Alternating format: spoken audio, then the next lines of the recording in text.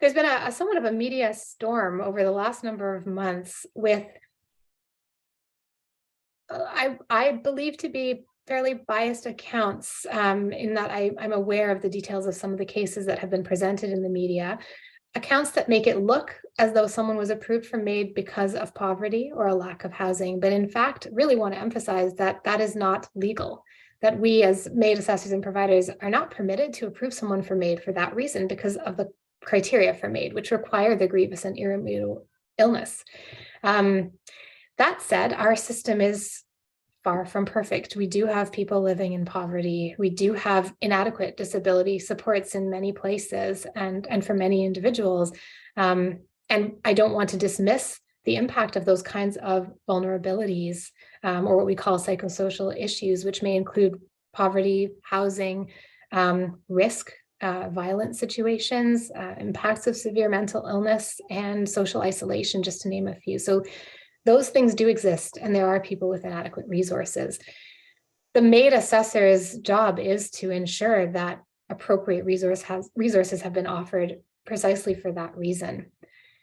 That said, in any context, whether it's sole mental illness or track 1 or track 2, those types of vulnerabilities could exist for anyone requesting MAID.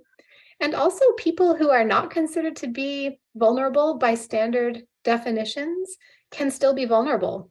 You can imagine someone who's used to being in control, who's been high functioning, who's wealthy, who has lived a very privileged life, finding themselves in a situation where they're out of control because they have an illness that they themselves can't fix. They may define dignity as a certain element of control that they can no longer have, and they may be vulnerable for that reason. So we can't assume that the only vulnerable people are those who are marginalized in some of the more conventional ways. I would say that these are challenging assessments in that we cannot completely divide someone's suffering between the illness only or their situation only.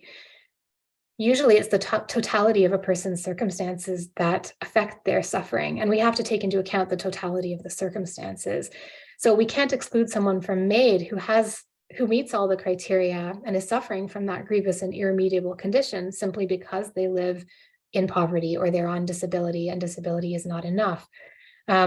We have to allow someone to make an autonomous decision within their limitations of their own circumstances. An autonomous decision doesn't mean there are no limitations. An autonomous decision means that someone weighs their own options within their own circumstances and makes their own choice.